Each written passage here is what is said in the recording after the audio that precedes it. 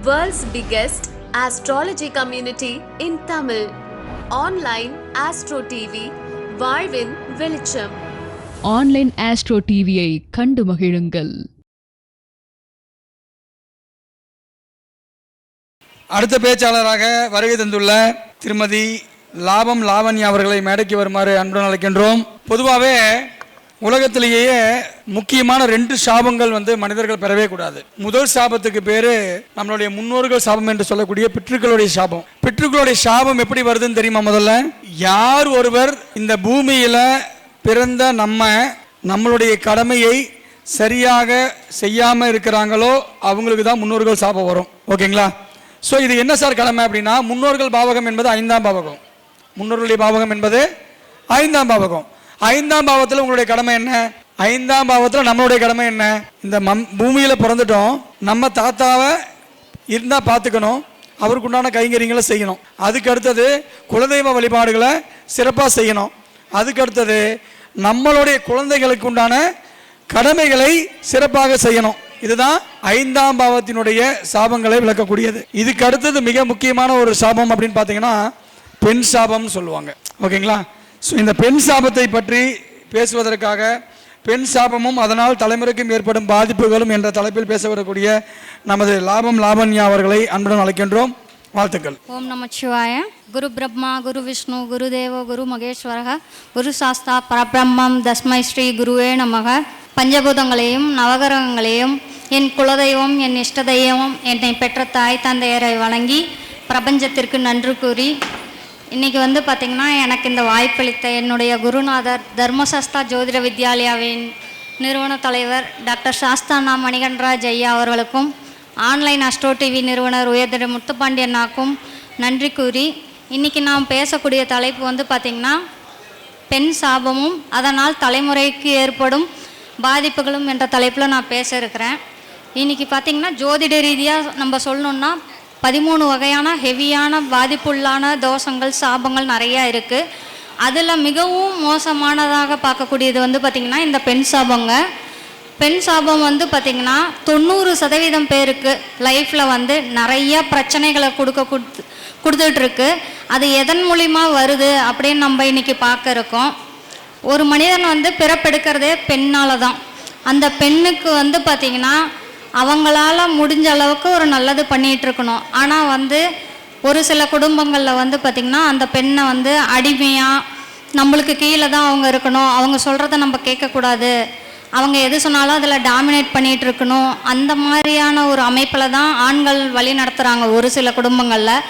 அப்படிப்பட்ட குடும்பங்களில் இருக்கக்கூடிய பெண்களின் மனநிலை எப்படி இருக்குன்னா, திருமண வாழ்க்கைனாலே இப்படி தான் அப்படிங்கிற மாதிரி ஒரு தேவையில்லாத நெகட்டிவ் தாட்ஸ் அவங்க மனசுக்குள்ளே வரும். ஒரு வெளியே சொல்ல முடியாத அளவுக்கு மன கஷ்டம் கவலை இதெல்லாம் அவங்களுக்கு அவங்க தனிப்பட்ட முறையில் ஃபீல் பண்ணும்போது அது சாபமாக மாறுது.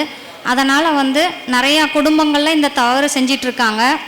அதை அவங்க மாற்றிக்கிட்டாலே இந்த பெண் சாபத்துலேருந்து பாதி விமோச்சனம் கிடைக்குங்க. எந்தெந்த குடும்பத்தில் பெண்கள் சந்தோஷமாக வாழலையோ அந்த குடும்பத்திலலாம் பெண் சாபம் அதிகமாக இருக்கும்.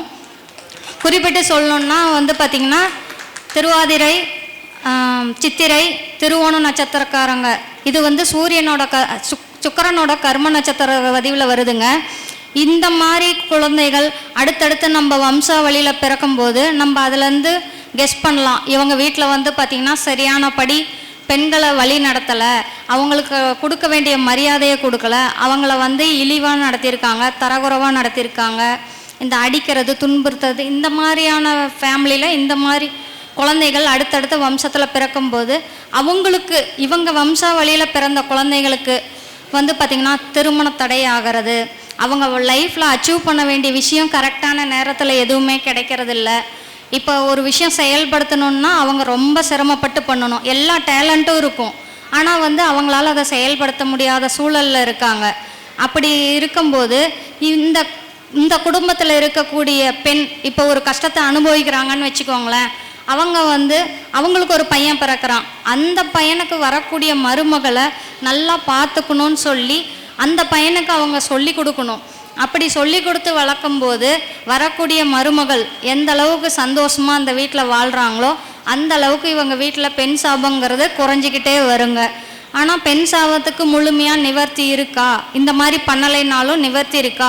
என்னதான் நீங்கள் கோயில் வழிபாடு செஞ்சாலும் சரி, எந்த பரிகாரம் செஞ்சாலும் சரி, அது வந்து பார்த்திங்கன்னா நிவர்த்தி ஆகிறது ரொம்ப சிரமங்க. ஒரு சில குடும்பத்தில் வந்து பார்த்திங்கன்னா பெண்கள் வந்து சூசைட் பண்ணிக்குவாங்க, நீரில் மூழ்கி இறக்கிறது, தூக்கு மாட்டிக்கிறது, இந்த மாதிரி துர்மரணங்கள் நிறையா நிகழும். அந்த மாதிரி குடும்பத்தில் இருக்க பெண்கள் வந்து பார்த்திங்கன்னா எந்த அளவுக்கு அவங்க வந்து மனம் நொந்து இறந்துருப்பாங்க. அப்போ 3-4 தலைமுறைக்கு முன்னாடி நம்ம முன்னோர்கள் செஞ்ச பாவம் நம்மளுக்கு இன்றைக்கி வந்து நம்ம எதுவுமே பண்ணலைனாலும் நம்ம ஏன் இந்த கஷ்டத்தை அனுபவிக்கிறோன்னு நிறையா பேர் கேட்குற கேள்விக்கான காரணம் இதுதான். நீங்கள் எடுத்து ஒரு ஜாதகராக போய் அணுகி கேட்கும்போது சொல்லுவாங்க, உங்கள் முன்னோர்கள் இந்த மாதிரி பண்ணியிருப்பாங்க அப்படிங்கிற மாதிரி சொல்லியிருப்பாங்க. அப்போ அதை நீங்கள் ஃபாலோ பண்ணி அதில் இருக்க என்ன ப்ராப்ளம் இருக்குது, அதை நம்ம எப்படி தீர்வு கொடுக்கலான்னு நம்ம பார்த்தோம்னாவே நம்ம 80% கிணற தாண்டிடலாங்க. அதே மாதிரி ஒரு சில குடும்பத்தில் வந்து சின்ன வயசில் குழந்தைகள், பெண் குழந்தைகள் இறந்துருப்பாங்க. அப்படி அந்த இறந்த குழந்தைங்களை அவங்க சாமி கும்பிட்டு அவங்களுக்கு வேணுங்கிறத படைச்சி செஞ்சிட்ருப்பாங்க. ஆனால் அடுத்தடுத்த தலைமுறைக்கு அது வரும்போது அதை அவங்க மறந்துருப்பாங்க. உங்களுக்கு 2 பசங்க பிறக்குதுன்னா ஒரு பையன் செய்வாங்க, அவங்களுக்கு பிறக்கக்கூடிய பையன் அதை செய்யாமல் மறந்துருப்பாங்க. அதுவுமே பெண் சாபம், சின்ன பெண் கன்னி சாபமாக மாறும். அதனால் வந்து ஒரு வழக்கத்தை நம்ம ஃபாலோ பண்ணுறோன்னா அது நம்ம பசங்களுக்கு சொல்லித்தரணும், இதை நம்ம செஞ்சாகணும் கண்டிப்பாக அப்படின்ற மாதிரி கொண்டு போங்க. குடும்பத்தில் எந்த அளவுக்கு நம்ம பசங்களுக்கு சொல்லி கொடுத்து வளர்த்துறோமோ அந்த அளவுக்கு நிறைய நல்லது நடக்குங்க. அதே மாதிரி கிரக நிலையில் எடுத்துக்கிட்டோம்னா சுக்கிரன் கூட மாந்தி பகவான் தொடர்பு, சந்திரன் கூட மாந்தி பகவான் தொடர்பு, புதன் கூட மாந்தி பகவான் தொடர்பு, அவங்களுக்கெல்லாம் இன்னமும் ப்ராப்ளம்ஸ் அதிகமாகிக்கிட்டே தாங்க இருக்கும். அதனால் வந்து அதுக்குண்டான ரெக்கவர் என்னவோ அதை சிறந்த ஜோதிடர்கிட்ட அணுகி நீங்கள் கேட்டுக்கோங்க. உங்களுக்கு எந்த இடத்துல விருப்பமோ அங்கே கேட்டு பண்ணிங்கன்னா ரொம்ப சிறப்பாக இருக்குங்க. அதே மாதிரி இப்போ பெண் சாபம்னா இவ்வளோ தான். அதில் வந்து தலைமுறைகளுக்கு, நம்ம அடுத்தடுத்த தலைமுறைகளுக்கு எந்த அளவுக்கு பாதிப்பு வரும், எந்தெந்த விதமான பாதிப்பு வரும்ன்ட்டு பார்க்க போனோம்னா நம்மளுக்கு வந்து பார்த்திங்கன்னா ஒரு மனிதனுக்கு அன்றாட தேவை குடும்பம் அமையணும். அந்த குடும்பத்துக்கு தேவையானது ஒரு பெண் திருமணம் அமையணும் ஃபஸ்ட்டு. அப்போ வந்து திருமண தடை நிறையா இடத்துல பாருங்கள், பொண்ணு கிடைக்கலங்கிறது, மாப்பிள்ளை கிடைக்கலங்கிறது, அவங்க ஜாதகத்துலலாம் நீங்கள் எடுத்து பார்த்தீங்கன்னா கண்டிப்பாக இந்த பெண் சாபம் இருக்குங்க. மெயினாக இந்த சந்திரன் சனி சேர்க்கை இருக்கிறவங்களுக்கு வந்து பார்த்திங்கன்னா புணர்ப்பு தோஷம், அவங்களுக்கு ஹெவியான பெண் சாபம் இருக்குங்க. அப்போ நம்ம என்னென்ன நம்ம தலைமுறைகளில் வந்து பார்த்திங்கன்னா அடுத்தடுத்த எப்படி நம்ம ரெக்கவர் பண்ணி வெளியே கொண்டு வரதுன்னு பார்க்கணும். ஆனால் வந்து அதை யாருமே செய்யறதில்ல. இன்றைக்கி பொறுத்த வரைக்கும் நான் நல்லா இருக்கேனா, இன்றைக்கி என்னோட சந்தோஷம், நான் இப்படி இருந்தால் தான் எனக்கு நல்லா இருக்குன்ற ஆண் ஆதிக்கத்துலேயும் நிறையா குடும்பங்கள இருக்காங்க. அப்படி இருக்க குடும்பங்களில் டாமினேட் பண்ணிட்டு நல்லாவே இருப்பாங்க, ஒரு காலகட்டம் வரைக்கும் நல்லா இருப்பாங்க, அவங்கள மாதிரி வாழ்ந்தவங்க இருக்க மாட்டாங்கன்னு சொல்கிற அளவுக்கு இருப்பாங்க. ஆனால் அவங்களோட வம்ச வழியில் வர பசங்களுக்கு ரொம்ப கஷ்டத்தில் இருப்பாங்க. ஒரு தொழில் செஞ்சாங்கன்னா கூட ஸ்டாண்டர்டாக ஒரு நிலையான தொழில் அவங்களால செய்ய முடியாது. அவங்க வந்து பார்த்திங்கன்னா ஃபெயிலியர்ஸ் நிறைய சந்திச்சிட்டே இருப்பாங்க. திறமை இருக்கும், அறிவு இருக்கும், ஆனால் பயன்படுத்த முடியாது. திருமணம் நடக்கும், திருமணமாகி 3 மாதத்துலேயே டைவர்ஸ். அப்படி இருக்கும்போது ஏன் எதனாலன்னு யாருமே யோசிக்கிறதில்ல, அடுத்த பொண்ணை பார்க்க போயிடுறாங்க. அப்போ நம்மளுக்கு என்ன பிரச்சனை இருக்குது அதை யாருமே யோசிக்காமல் அடுத்தடுத்த நிகழ்வை நோக்கி தான் ஓடிட்டுருக்காங்க. இன்னும் திருமணம் ஆகலன்னு கேட்குறாங்க. அவங்க ஜாதக ரீதியாக என்னென்ன பிரச்சனை இருக்குன்னு ஏன் யாருமே அலசி ஆராய்ஞ்சி அதுக்குண்டான ரெமெடி எடுத்துக்கிறது இல்லைன்னு தெரியலைங்க. ஆனால் அதை நம்ம செய்ய செய்ய என்ன ஆகும்னா நம்ம லைஃப்பில் இப்போ இந்த காலகட்டத்திலே இவ்வளோ ப்ராப்ளம்ஸ் அனுபவிக்கிறோம், அடுத்து இன்னும் என்னென்ன ப்ராப்ளம்ஸ் வருது அதை நம்ம ஃபேஸ் பண்ணணும். நம்ம பிள்ளைங்க நல்லா இருக்கணும்னு நினச்சி இப்போயாவது இதுக்கு மேலே வரக்கூடிய சந்ததியினர் நல்லா இருக்கணும்னு நினச்சி நீங்கள் ஃபாலோ பண்ணிட்டு வாங்க. அதே மாதிரி ஒரு சில குடும்பங்களில் வந்து பெண் குழந்தை தான் பிறக்கும், அதுவும் ஒரே குழந்தையாக பிறக்கும், அவங்க வம்சம் அதோட முடியுது. அப்படி பார்த்திங்கன்னா அவங்களுக்கு அந்த 7வது தலைமுறைன்னு அதை சொல்லலாம். அப்போ 7வது தலைமுறையோட அவங்க செஞ்ச பாவத்துக்கான தீர்வு கிடைக்க போகுதுன்னு அர்த்தம். அப்போ அவங்க அந்த தீர்வை நோக்கி ஓடணும். நம்ம எதை பண்ணால் நம்ம இதுலேருந்து தப்பிக்கலாம், நம்ம குழந்தைங்க நல்லா இருக்கணும்னு அவங்க பெற்றவங்க யோசித்து செயல்படணுங்க. அதே மாதிரி இந்த குடும்பத்தில் பிறந்த பெண்கள் வாழ்கிற இடத்துல ரொம்ப கஷ்டப்படுவாங்க. ஒரு அன்றாட சாப்பாட்டுக்கே கூட ஒரு சிலர் கஷ்டப்படுற சூழ்நிலை இருக்குது. இல்லை அவங்க போகிற இடத்துல நல்லா இருக்காங்கன்னா அவங்க குடும்பத்தில் இருக்கவங்களுக்கு மன ரீதியான தொந்தரவு அதிகம் இருக்கும். மனநிலை பாதித்தவர்களும் அந்த குடும்பத்தில் வருவாங்க. இவங்க குடும்பத்தில் எடுத்துக்கிட்டிங்கன்னா கண்டிப்பாக நீரில் மூழ்கி இறந்த பெண்கள் கண்டிப்பாக இருப்பாங்க. அப்படி இருக்கும் பட்சத்தில் நம்மளுக்கு என்ன தான் நீங்கள் போய் குலதெய்வத்தில் நின்று வேண்டினாலும் குலதெய்வம் வந்து உங்கள் குடும்பத்தில் பிறந்த பொண்ணு வந்து தஞ்சமடையும் குலதெய்வத்திட்ட. அப்படி இருக்கும்போது அந்த குலதெய்வம் என்ன பண்ணும், நம்ம வம்சாவளியில் வந்த பொண்ணு தான் இவளையே இவங்க பார்த்துக்கலாம், இவங்க எப்படி இருந்தால் என்னங்கிற மாதிரி குலதெய்வம் செய்யக்கூடிய அனுகிரகத்தை நம்மளுக்கு தராது. அப்போ நம்ம அதெல்லாம் ஃபாலோ பண்ணி செஞ்சிட்டு இருக்கும்போது நல்ல ஒரு முன்னேற்றம் வருங்க. ஒரு சிலருக்கு குலதெய்வமே தெரியலம்பாங்க. அந்த மாதிரி குடும்பத்தில் எப்படி போய் அவங்க ரெக்கவர் பண்ண முடியும் சொல்லுங்கள் பார்க்கலாம்.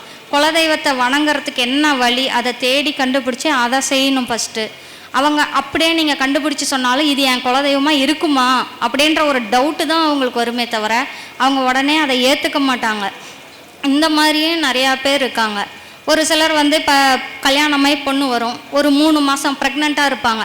அந்த டைமில் வந்து மாமனார் மாமியாருக்கு பிடிக்காது. அவங்க என்ன பண்ணுவாங்க, பையன்ட்ட அதை இதையும் சொல்லி இவனை வந்து பார்த்திங்கன்னா இந்த பொண்ணு கூட வாழாதன்னு சொல்லி அடித்து துரத்துற சூழல் இருக்கும். அப்போ அந்த வீட்டை விட்டு வெளியே போகிற பொண்ணு அவங்க மனசில் என்ன இருக்கும், நம்மளை வாழ விடாமல் பண்ணிட்டாங்க, இவங்க வம்சம் எப்படி நல்லா இருக்கலாம் அப்படிங்கிற ஒரு சாபத்தை விட்டுட்டு தான் போவோம். அப்படி இருக்கும்போது அந்த குடும்பத்தில் 40 வயசு ஆனாலும் திருமணமாகாத பெண்களும் இருக்கலாம், ஆண்களும் இருக்கலாம். அப்படியே திருமணமானாலும் 3 மாதம் 4 மாதம் வாழ்க்கையோட டைவர்ஸ் மீறி ஒரு வருஷம் ஜேர்னி பண்ணிட்டாங்கன்னா ஒரு குழந்தையோட வீட்டில் இருக்கக்கூடிய சூழல். இந்த மாதிரியான நிறைய பெண் சாபங்களால் தான் இந்த பிரச்சனை நடக்குது. ஆனால் அதுக்கான தீர்வு அவங்க யாரும் சரியானபடி தொலைவறதில்லை. அப்போ இதெல்லாம் நம்ம மாற்றி அமைக்கும்போது கண்டிப்பாக 80% இதிலேருந்து இந்த தாக்கத்துலேருந்து நம்ம தப்பிக்கலாம். அப்போ நம்ம என்ன பண்ணணும் அப்படின்னா, கரெக்டாக முன்னோர்களுக்கு திதி தர்ப்பணம் கொடுக்கணும். நம்மளோட பெற்றவங்க போய் செய்யணும். தெரிஞ்சோ தெரியாமலும் யாரோ செஞ்ச பாவத்துக்கு நம்ம கஷ்டப்படுறோம் அப்படின்ற சூழல் இருக்குல்ல, அவங்கெல்லாம் போய் கண்டிப்பாக திதி தர்ப்பணம் சரியான வகையில் திருவள்ளமில் போய் கொடுக்கும்போது கொஞ்சம் அதுக்கான பாதிப்பு இருக்கும். அவங்கவுங்க சுய ஜாதக ரீதியாக நம்ம பார்த்து சொல்லணும்னா நிறையா இன்னும் சொல்லலாம். ஆனால் அதுக்கான டைம் இது இப்போ கம்மியாக இருக்குது. நம்ம ஒவ்வொருத்தர் ஆய்வு பண்ணி சொல்லும்போது அவங்களுக்கு உண்டான பலன்கள் என்ன, எந்த கோயிலுக்கு போனால் எது சிறப்பாக இருக்கும்னு நம்ம பார்த்து ஆய்வு பண்ணலாங்க. அதே மாதிரி ஒரு உதாரணம் சொல்லிடுறேன். இப்போ வந்து பார்த்திங்கன்னா என்னோடய கிளைண்ட் ஒருத்தங்க, அவர் வந்து பயங்கரமான கஷ்டத்தில் இருந்தார். அவர் வந்து பார்த்திங்கன்னா நம்மள்ட்ட வந்து பார்க்கும்போது நம்ம ஆய்வு பண்ணி பார்த்ததில் பெண் சாபம், அதாவது முன்னோர் வழியில் ஒரு பெண்ணை வந்து பார்த்திங்கன்னா நிர்கதியாக விட்டுட்டாங்களா அப்படின்னு நம்ம கேட்கும்போது அவங்க சொல்கிறாங்க, ஆமாங்க இந்த மாதிரி எங்கள் தாத்தா அந்த காலத்துலலாம் வணிகம் பண்ணால் வெளியூர் போவாங்க இல்லைங்களா, அப்போ வந்து போய் ஒரு பொண்ணை வந்து நான் உன்னை கல்யாணம் பண்ணிக்கிறேன், நான் உன்னை பார்த்துக்கிறேன்னு சொல்லி அந்த ஊர்லேருந்து கிட்டத்தட்ட பர்மான்னு நினைக்கிறேன், அந்த ஊர்லேருந்து கூட்டிகிட்டு நம்ம சேலம் தான் ராசிபுரம்னு வச்சுக்கோங்களேன், அங்கே கூட்டிகிட்டு வந்திருக்காரு. கூட்டிகிட்டு வந்துட்டு அவங்கள்ட்ட இருந்த அமௌண்ட்டு பணம் நகை இதெல்லாம் வாங்கிட்டு கொஞ்ச நாள் அந்த லேடி கூட வாழ்ந்துட்டு அவங்கள வந்து நிர்கதியான நடு ரோட்டில் விட்டுட்டு, இங்கே சொல்லப்போனால் சேலம் அஸ்தம்பட்டின்னு எடுத்துக்கோங்க, அந்த ஏரியாவில் கொண்டு வந்து அந்த பொண்ணை விட்டுட்டு அவங்களுக்கு எதுவுமே தெரியாது. அப்படி அந்த பொண்ணை விட்டுட்டு இவர் பாட்டுக்கு போயிட்டார். இந்த பொண்ணுக்கு வந்து அவர் விட்டுட்டு போனதை வந்து ஏற்றுக்க முடியாமல் மனநலம் பாதிச்சிருச்சு. மனநலம் பாதிச்சுட்டா என்ன பண்ணுவோம், நம்மளுக்கு என்ன செய்கிறோன்னு நம்மளுக்கே தெரியாது. அந்த பொண்ணு வந்து ஆடை இல்லாமல் ரோட்டில் அனாதையாக திரிஞ்சு சாப்பாடு இல்லாமல் கடைசியாக என்ன பண்ணியிருக்காங்கன்னா ஒரு கோயிலில் போய் தீ குளிச்சிட்டாங்க. அப்போ அவங்க இறக்கும்போது என்ன நினச்சிருப்பாங்க, இவங்க குடும்பத்தில் எப்படி இன்னும் வம்சம் வளரும் அப்படின்னு நினச்சிருப்பாங்க. இன்னமும் அந்த குடும்பத்தில் அந்த வம்சத்தில் ஒருத்தர் தான் இப்போ இருக்கார், அவங்களுக்கும் 2 பெண் குழந்தை தான் இப்போ இருக்குது. அப்போ அவங்க வம்சம் முடியுது. ஆனால் அதுக்கான பரிகாரத்தை இவர் தடவிட்டு இருக்காரு. இப்போ ஓரளவுக்கு ஜாதக ரீதியாக அவர் பார்த்து கேட்டதுனால நம்ம சொல்லி இந்த அளவுக்கு ரெக்கவர்மெண்ட் பண்ணி விட்ருக்கோம். அப்போ ஒவ்வொருத்தரும் அவங்கவுங்களோட சுயஜாதக அடிப்படையில் என்ன பண்ணியிருக்கோம், என்ன செய்யணும், அதை எப்படி செயல்படுத்தணும்னு பார்த்து சரியான முறையில் ஒரு ஜோதிடரை அணுகி கேளுங்க, யாரை வேணால் பார்க்கலாம். சரிங்களா? எனக்கு இந்த வாய்ப்பளித்த குருநாதருக்கு நன்றி. மிகவும் சிறப்பு, அற்புதமாக. முதல்ல தோஷம் அப்படிங்கிறது எப்படி உருவாகுது, அது எந்தெந்த பாதிப்புகளை கொடுக்கிறது அப்படின்ற விஷயங்களை பதிவு செய்த நமது லாவண்யா அவர்களுக்கு இப்பொழுது சிறப்பு கௌரவத்தை செலுத்தி உற்சாகப்படுத்துகிறோம். அனைவரும் கை தட்டுமாறு அன்புடன் கேட்டுக்கொள்கிறோம்.